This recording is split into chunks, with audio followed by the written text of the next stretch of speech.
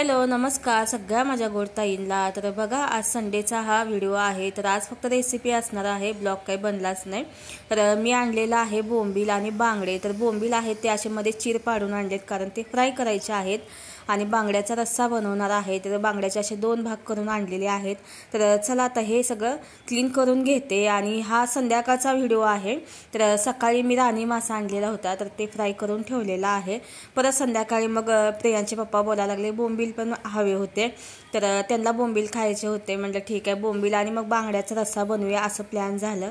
तर बोंबील आणि बांगडे चांगलं मस्त असं स्वच्छ धुवून घेतलेला आहे। तर आता आपल्याला ह्याला लावायचा आहे मसाला। तर चला बघूया काय काय मसाला लावायचा आहे ते। आणि जास्त काय म्हणजे मोठा व्हिडिओ झालेला नाही आहे, तर फक्त रेसिपीज मी तुम्हाला शेअर करते। तर दोन्हीमध्ये पण मीठ टाकून घेतलं, बांगड्याला पण मीठ लावून घेतलं आणि बोंबीला पण मीठ लावलेलं आहे। बोंबीला ना थोडंसं मीठ कमी लावायचं, त्याला काही जास्त मीठ लागत नाही। थोडंसं जरी मीठ जास्त झालं ना खारट लागतं, त्याच्यामुळे बोंबीला ना थोडंसं मीठ कमीच लावायचं। तर हळद मीठ तिखट लावलेलं आहे, लिंबाचा रस दोन्हीमध्ये पण टाकलेला आहे। आणि आपल्याला बांगड्याचा रस्सा बनवायचा आहे आणि बोंबील आहेत ते फ्राय करायचे आहेत। तर बोंबील ना असं तुटू नये वगैरे, कारण बोंबील ना असे खूप असे म्हणजे सॉफ्ट म्हणजे नरम असतात ते, आणि तेलामध्ये लगेच असं ते म्हणजे चिपकतात पण आणि असं लगेच ते विरघळल्यासारखं होतं ते। तर तसं होऊ नये आणि एकदम कुरकुरीत बोंबील व्हावे त्याच्यामुळे आपल्याला ह्याच्यामध्ये तांदळाचं पीठ टाकायचं आहे। तर बघू शकता तांदळाचं पीठ टाकलेलं आहे मी ह्याच्यामध्ये आणि असं मस्त असं सगळा मसाला बोंबीला लावून घेतलेला आहे।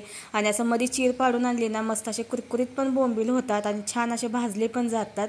आणि तांदळाचं पीठ नक्की लावायचंच त्याला, कारण का त्याच्यामुळे ते चिपकणार नाहीत। आणि बांगड्या आहेत त्याला फक्त मीठ तिखट आणि हळद आणि लिंबाचा रस लावून घेतलेला आहे। आणि आता आपल्याला बांगड्याचा रस्सा बनवायचा आहे, त्यासाठी मसाला लागणार आहे। तर 4 मिरच्यांना मी उकळवून घेतलेल्या आहेत। भिजत टाकल्या ना तर ते अर्धा तास आधी भिजायला टाका, किंवा असं 5 मिनिटं उकळल्या ना तरी अशा नरम पडतात त्या मिरच्या आणि कलर छान येतो रश्श्याला। त्याच्यामुळे ना 4 बिडगी मिरची घेतले आणि तेल घेतले थोडंसं, त्याच्यामध्ये कांदा आणि खोबरं मी भाजून घेतलेला आहे आणि त्याच्यामध्ये ह्या मिरच्या टाकलेल्या आहेत। वरून थोडीशी कोथिंबीर टाकायची आहे, बस एवढंच मसाला आपल्याला घ्यायचा आहे। फक्त कांदा खोबरं मिरची आणि कोथिंबीर, तर हे मिक्सरमध्ये मी बारीक वाटून घेतलं। तर चला आता आपण बांगड्याचा रस्सा बनवायची तयारी करूया।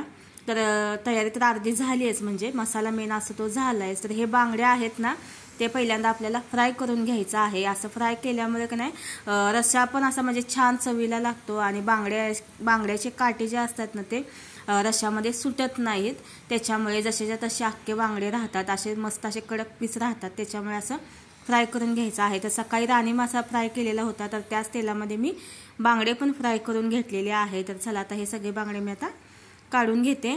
तर कढईमध्ये तेल घेतलेलं आहे आणि त्याच्यामध्ये आता आपल्याला टाकायचं आहे अद्रक लसूण ठेचून घेतलेला आहे। तर तो टाकलेला आहे, फ्रेशच घ्यायचा म्हणजे खूप छान असा रस्सा होतो। तर 1-2-3 मिनिटं फक्त आपल्याला हे परतून घ्यायचं आहे। आणि आता ह्याच्यामध्ये आपण जो बनवलेला मसाला आहे ना तो टाकायचा आहे। तर मिरचीमुळे कलर बघू शकताय कसा आलेला आहे मसाल्याला, आणि रश्श्याला पण खूप छान असा कलर येतो, एकदम मस्त दिसतं। आणि कसं असतं म्हणजे खाण्यापेक्षा म्हणजे खाणं तर म्हणजे चव तर चांगली पाहिजेच आपल्याला, पण त्याचबरोबर आपल्याला ते दिसायला सुद्धा असं म्हणजे अट्रॅक्टिव्ह म्हणजे दिसला की नाही असं, तर म्हणजे पहिलाच म्हणजे अर्धमन आपलं भरून जातं। त्याच्यामुळे की नाही म्हणजे दिसणं सुद्धा तेवढंच महत्त्वाचं आहे। तर जिरा पावडर मी अर्धा चमचा टाकलं आणि अर्धा चमचा मी हळद टाकलेली आहे आणि अर्धा चमचा ह्याच्यामध्ये मी गरम मसाला टाकलेला आहे आणि आपलं घरचं तिखट टाकलेलं आहे 1 चमचा, कारण का आपण मिरच्या पण घेतलेल्या आहेत आणि म्हणून घरचं थोडंसं टाकलेलं आहे 1 छोटासा चमचा। आणि जोपर्यंत आपण आपला घरचा मसाला टाकत नाही ना तोपर्यंत त्याची टेस्ट लागतच नाही। प्रत्येकाला आपापल्या म्हणजे घरचा मसाला आवडत असतो। तर चला, आणि आता ह्याच्यामध्ये पाणी टाकलेलं आहे आणि जास्त पाणी नाही टाकलेलं, जास्त पातळ केलं तरी असं एवढी चव नाही लागणार आहे। तर आता आपल्याला ह्याला एक उकळ काढून घ्यायची आहे फक्त, आणि मस्त असा रस्सा आपला झटपट एकदम असा तयार होतो। आणि आता ह्याच्यामध्ये ना कोकम टाकलेत मी, 4 कोकम टाकलेले आहेत, किंवा कोकम आगळ टाकला तरी पण चालेल। आणि मीठ टाकलेलं आहे चवीनुसार, बांगड्याला पण मीठ लावलेलं, तो अंदाज पकडून थोडंसं मीठ टाकावं लागतं। आणि आता ह्याच्यामध्ये ना उकळ आल्यानंतर हे बांगड्याचे तुकडे आहेत ना ते सोडायचे आहेत।